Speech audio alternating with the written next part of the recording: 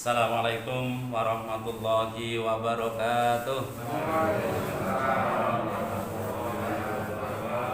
Bismillah, alhamdulillah, wassalatu wassalamu ala rasulillah wa ala alihi wa sahbihi wa mawalah wa la hawla wa la quwata illa billah, amma ba'd. Hadirin hadirat jamaah salat subuh rahimakumullah, mari kita awali kajian pada pagi hari ini dengan menghaturkan puja-puji syukur kehadirat Allah Subhanahu wa taala. Dikalina alhamdulillah wa syukurillah, mudah-mudahan syukur kita senantiasa menggema dan senantiasa menjadi energi positif untuk kita sehingga sepanjang hari kita terus-menerus bersyukur pada Allah dan kita digolongkan oleh Allah menjadi hamba-hamba yang pandai bersyukur dan dijauhkan oleh Allah dari hamba yang kufur akan nikmatnya. Karena ancamannya begitu dahsyat, orang yang bersyukur ditambahkan nikmatnya, orang yang kufur disiksa dengan inna adzabila syadid, sesungguhnya siksa itu teramat sangat pedih untuk orang yang ingkar nikmat Allah. Shalawat dan salam semoga senantiasa dihaturkan pada junjungan kita Nabi Agung Muhammad sallallahu alaihi wasallam, Nabi akhir zaman, Nabi yang menjadi teladan bagi umat manusia sepanjang zaman. Ibu bapak rahimakumullah, sebelum saya memulai, akhir-akhir ini kita menjadi terbiasa dengan pengumuman setiap hari, entah suaranya dekat maupun suaranya jauh. Kadang sayup-sayup masih terdengar berita duka inna lillahi wa inna ilaihi rajiun, di mana kita akhirnya memerlukan atau mencari konsentrasi, titik fokusnya ini dari mana nih, arahnya dari mana. Kadang jauh, kadang terasa dekat. Nah, tapi intinya bahwa kita sudah menjadi terbiasa mendengarkan kabar duka. Nah, kalau sudah terbiasa dengan kabar duka, jangan dianggap biasa kematian itu, karena kematian adalah awal dari etapa kehidupan yang teramat sangat panjang setelah itu, dan justru kita harus mempersiapkan, karena boleh jadi itu akan terjadi kapanpun dan kondisi apapun. Nah, ini kita harus, yang penting adalah kita harus persiapan untuk menuju kematian, karena terasa sangat dekat. Karena setiap pagi seperti ini kabar duka, kadang sore kabar duka, kadang isya ada kabar duka. Ini memberikan gambaran bahwa begitu dekat ya kematian. Maka jangan sia-siakan usia kita, jangan sia-siakan umur kita, di mana umur yang Allah berikan pada kita ini sangat berharga, sehingga harus kita isi dengan hal-hal yang sangat positif dan bermakna, terutama berkaitan dengan hal-hal yang kaitannya dengan mempertebal iman dan menjalankan syariat Allah Subhanahu wa taala. Nah, apa sih kalau kita melihat kondisi seperti ini? Tidak ada orang yang bisa sombong mestinya, karena hari ini orang serba was-was, serba takut ya. Dan mudah-mudahan kita bukan termasuk orang yang was-was dan juga bukan termasuk orang yang takut, karena kita harus yakin bahwa yang kemarin saya sampaikan, aina ma takunu yudrikumul maut walau kuntum fi burujim musayyadah. Dimanapun aina ma takunu ing endinggon sira ana, dimanapun kalian berada, yudrikum maka pasti akan ditemukan kalian semua akan ditemukan oleh siapa? Al maut, kematian. Walau kuntum fi burujim musayyadah, meskipun engkau ada di dalam sebuah bunker yang sangat rapat terkunci. Jadi ketika kita membuat sebuah perlindungan diri, membuat bunker agar kita tidak didatangi maut, tapi justru maut yang akan menemukan kita. Nah, ini mudah-mudahan dengan pelajaran ini kita bisa menambah iman dan takwa kepada Allah. Dengan pelajaran ini kita tidak ada kesombongan di hati kita, sehingga terkikis habis sombong, sehingga yang ada adalah rendah hati di hadapan Allah dan rendah hati di hadapan manusia. Amin Allahumma amin. Nah, tentu kita juga ikhtiar lahir batin, termasuk doa kita senantiasa terus menerus kunut nazilah, semoga pandemi ini diangkat. Kalaupun tidak diangkat, kita akan bersahabat dengan mereka, dengan pandemi, dan kita dalam kondisi siap lahir dan batin.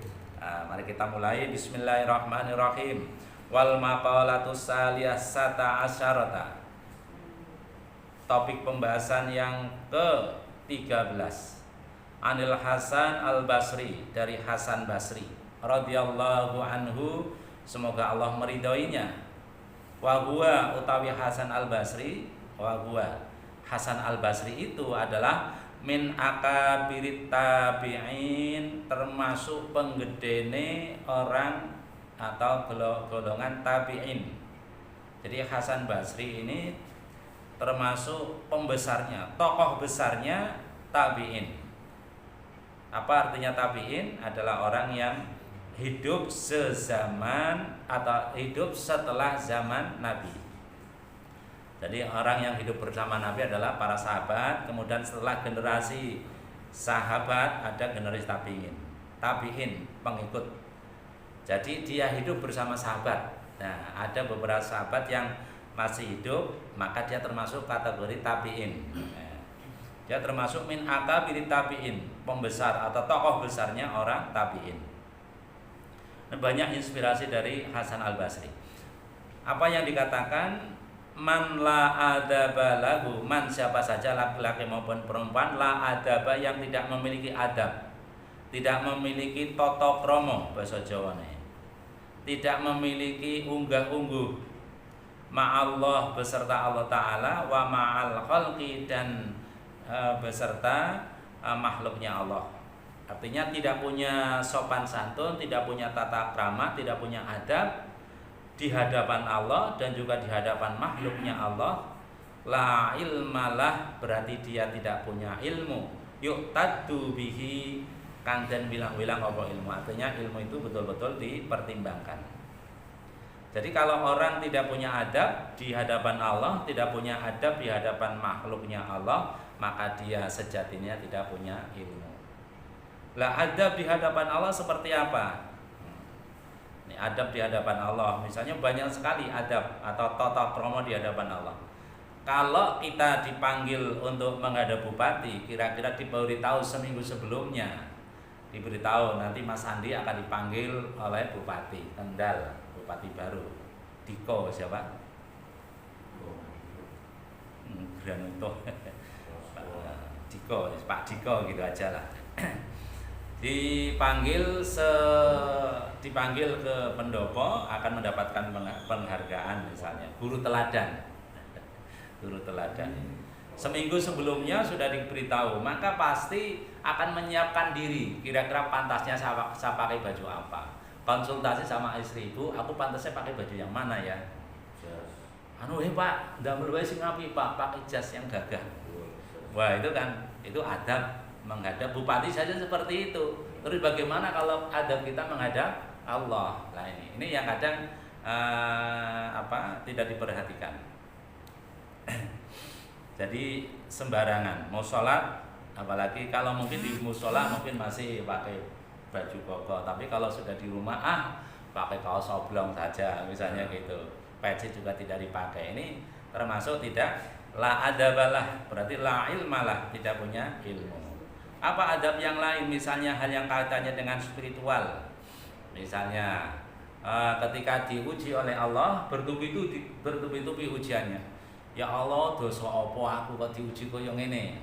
Ini termasuk tidak punya adab orang ini, tidak punya adab. Terus bagaimana yang benar? Gak usah mempertanyakan dosa apa, dosanya akeh. Cuma hari ini kan ditutupi oleh Allah. Dosa kita tuh banyak. Saya katakan bertanya pada Allah karena diuji berkali-kali. Dosa apa aku? Ya Allah, dosa apa aku kok diuji seperti ini? Terus yang benar bagaimana? Gak usah protes seperti itu. Berarti yang benar istighfar saja, astagfirullahaladzim. Ya Allah, mungkin ini dosaku yang teramat sangat banyak sehingga ujianku seperti ini, bertubi-tubi misalnya. Justru langsung kembali ke diri untuk merendahkan diri di hadapan Allah. Ya Allah, dosa kula memang kata, ya Allah, mugi-mugi kanthi musibah menika dosa kula panjenengan angkat ya Allah, matur nuwun ya Allah, musibah datang bertubi-tubi. Saged ngaten? Wangel. Dapat musibah tetap alhamdulillah. Di balik musibah itu ada nikmat yang luar biasa. Nah ini.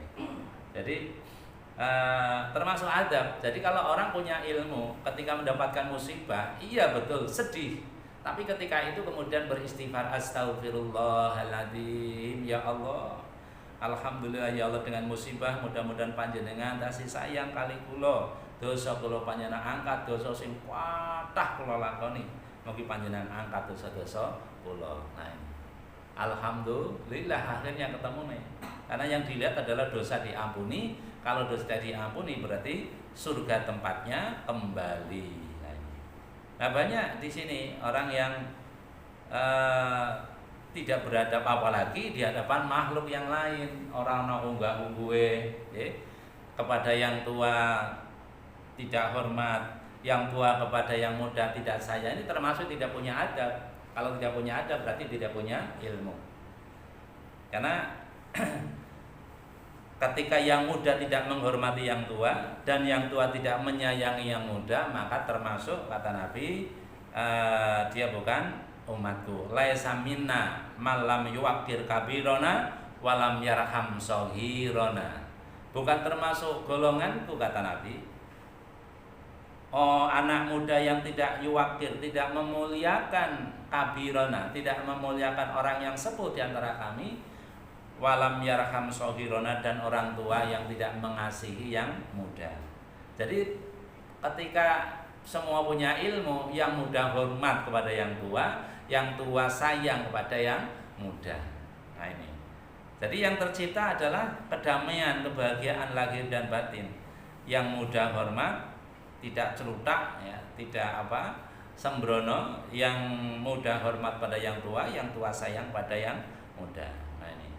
Kalau ternyata tidak punya adab baik di hadapan Allah maupun di hadapan makhluk Allah, maka dipastikan la ilmalah, dia tidak punya ilmu. Dak titenane ngono. Ada anak muda kok misalnya tidak adab dengan orang tua, yo jalan saja, dreng. Kalau yang punya adab di hadapan makhluk Allah, nyuwun sewu Pak, orang Jawa itu luar biasa, diajarkan adab sopan santun, ya unggah-ungguh luar biasa. Nyuwun sewu, amit sewu, jalan sambil menurunkan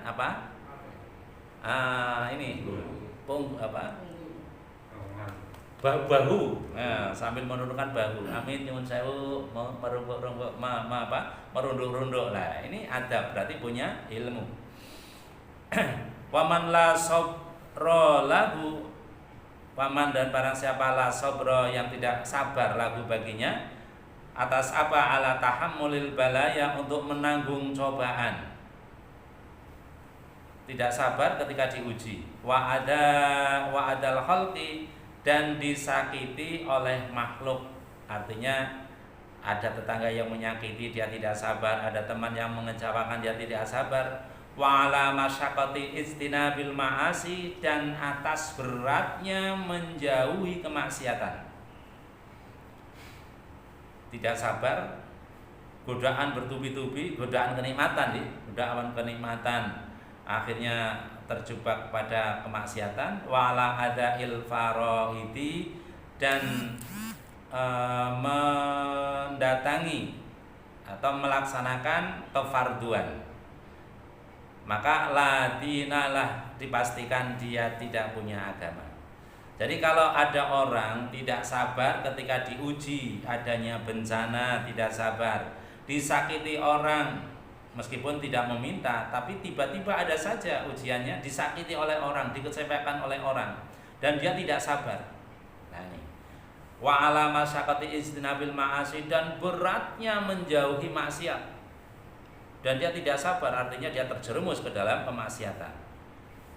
Wa ala adail faraidi, dan melaksanakan kewajiban, wajib sholat 5 waktu kok abot, dan akhirnya dia tidak bisa, meskipun berat tapi dia tetap melaksanakan, berarti dia sabar.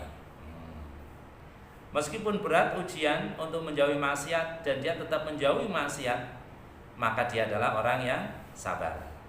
Ketika dia disakiti oleh tetangga, oleh orang lain, oleh kolega, oleh teman, dikecewakan, dia tetap sabar. Ketika didatangkan bencana oleh Allah, dia tetap sabar. Kalau sabar berarti dia punya agama. Kalau tidak sabar, kebalikannya ladinalah, dia tidak punya agama. Ini. Yu'tadu bihi, dan bilang-bilang apa agama. Artinya diperhitungkan betul agama. Waman la wara'a lahu, waman dan barang siapa la wara'a lah, yang tidak milih-milih, tidak wira'i, wirangi bahasa Jawanya, wirangi. Jadi apa bahasanya kalau dulu. Jadi apa wae diontal, aspal diontal, apa diontal berarti tidak wirangi. Tidak wirangi berarti tidak meneliti apakah itu barang haram apa barang subhat. Anil maharimi saking perkara haram, dari barang yang haram, wasubuhati dan perkara yang subhat, yang remang-remang.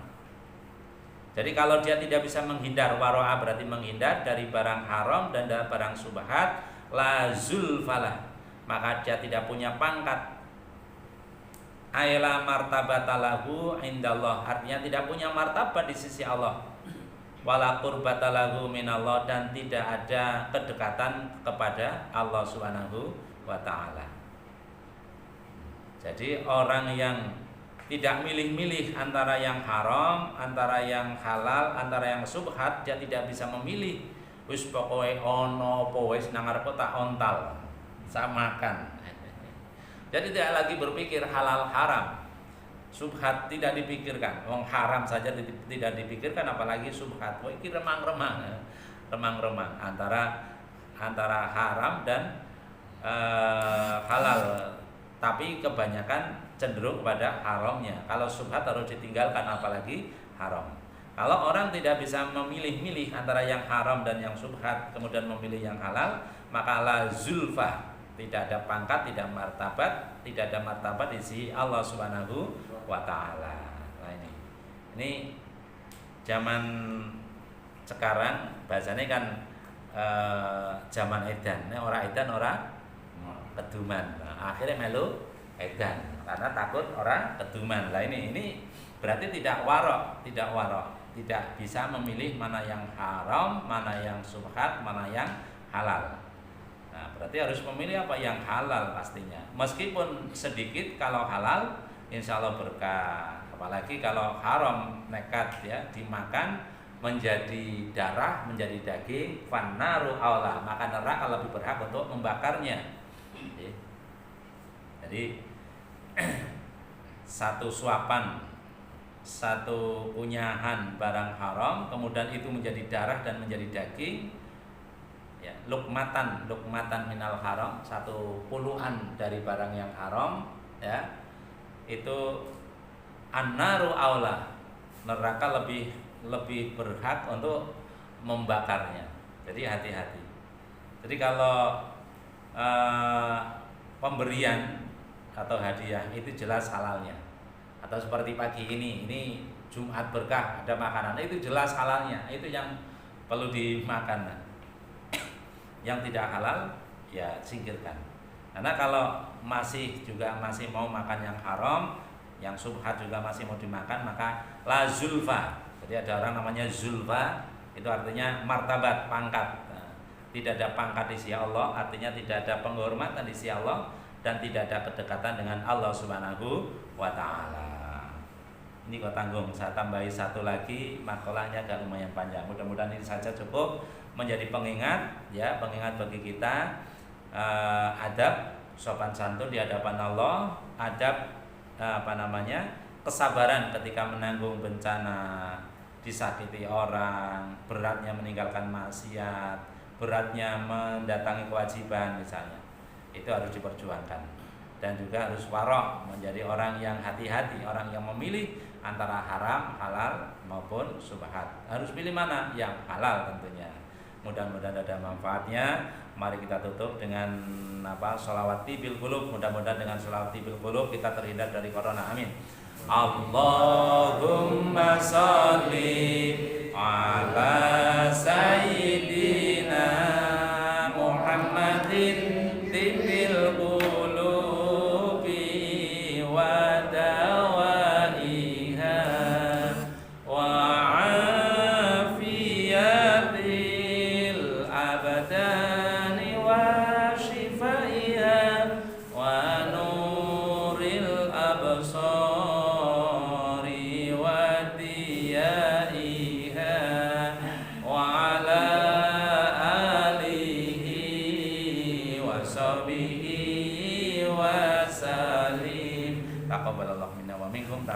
karim. Wabillahi taufiq wal hidayah. Assalamualaikum warahmatullahi wabarakatuh.